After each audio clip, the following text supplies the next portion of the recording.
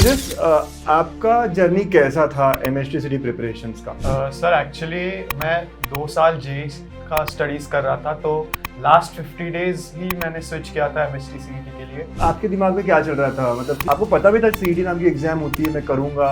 Eight the back of the mind था मेरे कि यार सीईटी देना है मुझे, but at that time I was focused towards JEE Mains. मेरे जेई के जो मॉक टेस्ट है उसमें मेरा स्कोर बहुत लो आ रहा था, फिर भी मुझे ऐसा लग रहा है कि और थोड़ा करूंगा तो इम्प्रूवमेंट हो सकती है क्या। मैंने 1-2 महीने वैसा ही ट्राई किया, बट जब मेरा फर्स्ट अटेम्प्ट हुआ था मेंस में उतना खास रिजल्ट आया नहीं, तो मैंने बैक ऑफ द माइंड ऐसे सोचा कि यार is this the right time to switch. Basically आपने जब जेई मेंस का फर्स्ट फेज हुआ तब शिफ्ट किया, लेकिन तब तो आप बोर्ड्स के लिए प्रिपेयर कर रहे होंगे ना? 6 मार्च तक अराउंड बोर्ड में ही मेरा टाइम चला गया। 45 डेज में हो सकता है? Do you think? Very much possible, अगर आपका कॉन्सेप्ट्स पे अच्छा ग्रिप है और आप कॉन्फिडेंट हो कि आप फॉर्मूला बेस्ड क्वेश्चंस सॉल्व कर पा रहे हो टाइम लिमिट। हेलो बच्चों, वेलकम टू गणित अंक। अक्टूबर का महीना आ गया है और एमएचटीसीटी की अगर आप प्रिपरेशन कर रहे हो तो सवाल बहुत सारे हो जाते हैं। कैसे करूँ, मेरा होगा क्या, और इस महीने से शुरू करूँगा तो कैसे होगा? बहुत सारे क्वेश्चंस के आंसर हमें चाहिए होते हैं। तो आज मेरे साथ बहुत सारे बच्चे बड़े बड़े अच्छे अच्छे कॉलेज से आए हुए हैं, जिनमें से एक बच्चा जो आपको गाइड करने वाला है आज, वो है पीआईसीटी से। राइट, तो वी हैव ओजस, पीआईसीटी से है। ओजस, वेलकम हियर। एंड ओजस, अपने बारे में बताओ थोड़ा। So hello everyone, I'm currently studying in PICT IT branch and my MHT CET score was 99.13. 99.13 और मार्क्स? 138 मार्क्स पे। तो 138 पे 99.13 ये क्लियर रखो आप। ओजस, आपका जर्नी कैसा था एमएचटीसीटी प्रिपरेशंस का? सर एक्चुअली मैं 2 साल जेई का स्टडीज़ कर रहा था, तो लास्ट 50 डेज ही मैंने स्विच किया था एमएचटी सीईटी के लिए। तो अक्टूबर के बाद मैंने स्विच नहीं किया था। जनवरी का जो फर्स्ट अटेम्प्ट होता है मेंस का, उसके बाद मुझे रियलाइजेशन हुआ कि यार मुझे शिफ्ट करना चाहिए। बिल्कुल। तो लास्ट ईयर जब आप दिवाली के टाइम पे आपके दिमाग में क्या चल रहा था? मतलब कि आपको पता भी था सीईटी नाम की एग्जाम होती है, मैं करूंगा, क्या कैसे था थोड़ा? अगर at the back of the mind था मेरे कि यार सीईटी देना है मुझे, but at that time I was focused towards JEE Mains. मुझे ऐसा लग रहा था कि I would do great in JEE Mains, तो इसलिए मैंने सोचा नहीं था उस टाइम पे सीईटी के बारे में। क्या स्कोर आ रहे थे आपके वहाँ मॉक टेस्ट में जहाँ पढ़ रहे थे? एक्चुअली बात ऐसी थी कि मेरे जेई के जो मॉक टेस्ट है उसमें मेरा स्कोर बहुत लो आ रहा था, 80-90 ऐसा स्टक था मैं, और फिर भी मुझे ऐसा लग रहा है कि और थोड़ा करूँगा तो इम्प्रूवमेंट हो सकती है क्या। तो उस चक्कर में मैंने 1-2 महीने वैसा ही ट्राई किया, ऐसा डिमोटिवेशन लगता था, बट मैंने फिर भी स्विच नहीं किया था। बट जब मेरा फर्स्ट अटेम्प्ट हुआ था मीन्स में, उतना खास रिजल्ट आया नहीं। आई गॉट सम 94 परसेंटाइल, जो कि मतलब सफिशिएंट नहीं है ऐसे टॉप कॉलेजेस के लिए। तो मैंने बैक ऑफ द माइंड ऐसे सोचा कि यार is this the right time to switch, और फिर मैंने सोचा और फिर मैंने। बट वैसे 94 अच्छा परसेंटाइल है। बहुत से लोग जेईई मेंस में 94 को बहुत अच्छा कहेंगे, लेकिन सब बच्चों को पता होना चाहिए कि 94 पे आपको वो ब्रांच नहीं मिलती, टॉप कॉलेज में जो टॉप ब्रांच है वो नहीं मिलती है। And PICT is much better than जो उसको मिला होता 94 पे एनआईटी में। राइट, तो गुड डिसीजन। तो बेसिकली आपने जब जेईई मेंस का फर्स्ट फेज हुआ तब शिफ्ट किया, लेकिन तब तो आप बोर्ड्स के लिए प्रिपेयर कर रहे होंगे ना? सर एक्चुअली जो मेरा फर्स्ट अटेम्प्ट खत्म हुआ तो 15 days to 20 days around board का मैंने किया था प्रिपरेशन। तो 6 मार्च तक अराउंड बोर्ड में ही मेरा टाइम चला गया। तो 6 मार्च से लेके मैंने जब एग्जाम था मेरा अराउंड 45 टू 50 डेज मैंने पूरा फोकस एमएचटी सीईटी पे किया था, और तब मैंने जेई का सेकंड अटेम्प्ट निगलेक्ट किया। बच्चों, एक टाइमलाइन समझाता हूँ मैं आपको कि जेई का फर्स्ट फेज का जो अटेम्प्ट होता है वो जनवरी 25 के आसपास होता है। आपका कब था? 28 ऑफ जनवरी। 28 जनवरी, तो वही टाइम होता है। तो वहां तक बच्चा जो जेई प्रिपेयर कर रहा है वो जेई करता रहेगा, वो अपने पीक पे रहेगा जेई की प्रिपरेशन को लेकर। और फिर उसके बाद क्योंकि 28 मतलब जनवरी चला ही गया, तो और फेब में आपकी बोर्ड्स है, तो 15-20 दिन ही मिलते हैं। 15-16 तारीख से बोर्ड्स चालू हो जाती है, 10 तारीख से बोर्ड्स। राइट, तो 10 फेब से हो गई थी, और वो मार्च मतलब 25 दिन का समय लेती है हमारा आराम से। तो मार्च 5 को खत्म हुई इसकी, जैसे वो कह रहा है। फिर उसके बाद मार्च 5, 5th ऑफ मार्च से लेके अपनी अप्रैल 20 के आसपास आई होगी एग्जाम। 21-22, तो ऐसे 45 डेज उसको मिले। राइट, ये प्रिपरेशन के डेज थे उसके।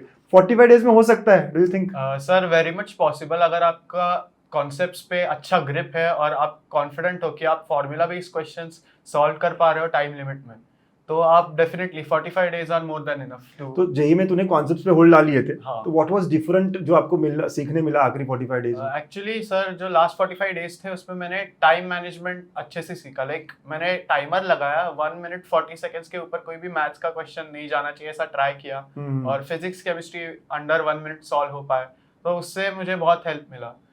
जब आप टाइम लगा के सॉल्व करते हो तब आपका प्रेशर भी टेस्ट होता है कि आप अंडर प्रेशर कैसा परफॉर्म कर पा रहे हो। बिल्कुल। तो उसकी वजह से मेरा सीईटी में अच्छा स्कोर आ पाया क्योंकि मैं अंडर प्रेशर बहुत सारे questions practice. What do you think, what is difference between JEE and CET? क्या एग्जाम में डिफरेंस है, अगर एक दो पॉइंट बताना चाहो तो? सर जेई में टाइम का कंस्ट्रेंट नहीं होता, तो JEE is all about concept application और आपकी थिंकिंग कितनी स्ट्रांग है। आपका एनालिटिकल थिंकिंग और क्रिटिकल थिंकिंग ज्यादा है, डेप्थ ऑफ क्वेश्चंस ज्यादा होते हैं। और सीईटी में भी अभी लेवल बढ़ चुका है वैसे एमएसटी सीईटी का, पर फिर भी एट सम पॉइंट आप कह सकते हो कि स्पीड और एक्यूरेसी पे ही बेस्ड है अभी भी सीईटी। राइट, तो और लेवल बढ़ चुका है मतलब सारे 50 क्वेश्चंस आते हैं क्या डिफिकल्ट? नहीं, एक्चुअली 50 में से अराउंड आप अच्छे से पढ़ के गए सिर्फ सीईटी का भी, तो आप 30 to 35 क्वेश्चंस आराम से अटेम्प्ट करके करेक्ट, मतलब 60 मार्क्स आप आराम से ला सकते हो। राइट, तो आप 120 आ जाओ तो बहुत टॉप 5 में आ जाओगे। आप मुझे बता रहे थे टेस्ट के बारे में, कितना इंपॉर्टेंस रहा आपकी प्रिपरेशन में टेस्ट का? मैंने एक्चुअली बहुत सारे मॉक टेस्ट दिए थे, अराउंड 20 to 25 मॉक टेस्ट मैंने दिए थे सीईटी के। बाप रे। ऑलमोस्ट अल्टरनेट डे में देता था मॉक टेस्ट, और उससे मुझे बहुत सारा एग्जाम टेम्परामेंट का भी प्रैक्टिस मिला और बहुत सारे क्वेश्चंस भी उसके साथ ही प्रिपेयर हो गए।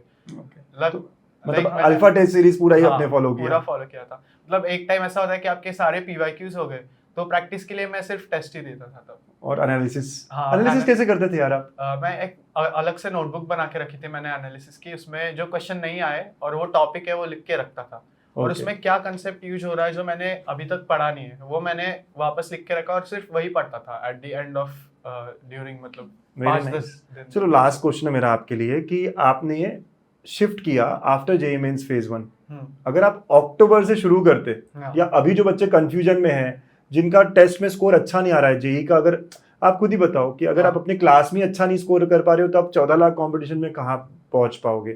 तो ये रियलाइजेशन अगर आपको बाय चांस वहां हो जाता तो क्या फर्क होता, या इन्हें करना क्या चाहिए अभी? सो एक्चुअली अगर आपको अर्ली रियलाइजेशन होता है और आप अगर मतलब ऑप्टिमिस्टिक होना एक अलग बात है, बट आपको सेल्फ रियलाइजेशन भी अच्छी तरीके से होना चाहिए कि अगर आपका स्कोर 130 या 140 के अराउंड जेईई में नहीं आ रहा है, एटलीस्ट मिनिमम 130-140, तो आपको जल्दी से जल्दी स्विच करने की कोशिश करनी चाहिए, क्योंकि एनआईटी भी टॉप कॉलेज है, आईआईटी भी है, पर सीओईपी और पीआईसीटी मतलब Pune is full of good colleges, तो आपको यहाँ भी अपॉर्चुनिटी मिलती है और आपको रिग्रेट नहीं होगा कि अगर आपने जेईई दिया भी नहीं, बट सीईटी से आप अच्छे college. And we have an example here, मतलब इसको जो एनआईटी मिल सकते थे उनसे बेटर इसका पीआईसीटी है, दैट इज फॉर श्योर। ये भी कहेगा, मैं भी कहूंगा, और कोई भी आप पूछोगे तो मिलेगा। तो exam is not important, important क्या है कि आपको कौन सा कॉलेज मिलता है, अच्छा कॉलेज। और महाराष्ट्र के बच्चे ब्लेस्ड है भाई, है ना। हमारे पास पुणे में, मुंबई में, वालचंद में काफी अच्छे अच्छे कॉलेजेस हैं, इवन नागपुर में, मतलब हर जगह पे हमें अच्छे कॉलेज मिल रहे हैं। राइट, सो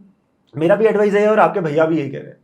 हाँ, मेरी नहीं सुननी है लेकिन भैया की तो सुन सकते हो, इसने करा है। ऐसा कोई एग्जाम्पल है आपका फ्रेंड जो जल्दी रियलाइज करके शिफ्ट हो गया था? एक्चुअली मेरी जो ऑफलाइन कोचिंग थी उसमें एक फ्रेंड था मेरा जो कि इवनिंग बैच को आता था, उसने अक्टूबर में जल्दी स्विच किया। एक्चुअली उसका स्कोर मेरे से भी कम आ रहा था जेईई में, अच्छा, पर उसने जल्दी स्विच कर लिया, तो उसकी वजह से उसके सीईटी का जो रिमेनिंग सिलेबस था उसने जल्दी से कवर कर लिया ईयर एंड तक, और फिर उसके बाद उसने वापस से मॉक टेस्ट जल्दी। तो आज क्या स्कोर कहाँ है? उसका 99.3 स्कोर आया था और वो अभी सीओईपी में इलेक्ट्रिकल ब्रांच में। वेरी नाइस, मतलब एक बेटर कॉलेज में है।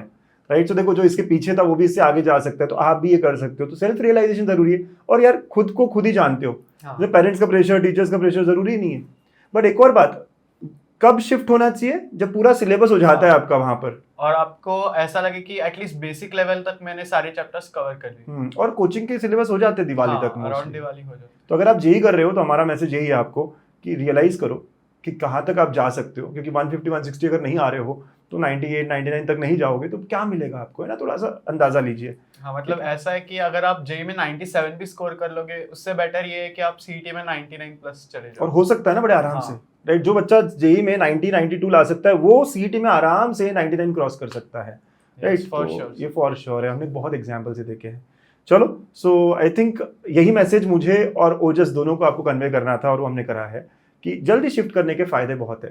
राइट, तो अभी अक्टूबर से शुरू करोगे बहुत मचाओगे। एक फ्रेंड है इसका जिसने करा है, Yes. ये खुद भी, और बहुत सारे बच्चे फेज 2 की राह देखते हैं, वो तो बहुत फेज 2 में तो बहुत कम, आपको 10-15 दिन का ही टाइम मिलेगा, तो आप टेस्ट और क्वेश्चंस दोनों नहीं फिर ना यहाँ ना वहाँ, ऐसे हो जाएगा। और कुछ आपको वन लाइनर कुछ बताना है, कुछ कहना है? Actually motivation last for 2-3 days but the consistency last for a long time. या so all the very best, consistently पढ़ाई करिएगा, हम हमेशा आपके साथ रहेंगे, गणितंग भी और ऐसे सारे आपके सीनियर्स जो आपको गाइड कर रहे हैं। एंड आपको भी ऑल द बेस्ट Yes, आपकी future thank you, journey sir. के लिए। पीआईसीटी बहुत बढ़िया कॉलेज है। Yes, thank आप जैसे कह रहे थे कि आपका भी ड्रीम था हाँ। इस कॉलेज में आना, सो वो ड्रीम सक्सेसफुल है और आप सबका भी ड्रीम सक्सेसफुल होगा। ऑल द बेस्ट बच्चा लोग, थैंक यू। you.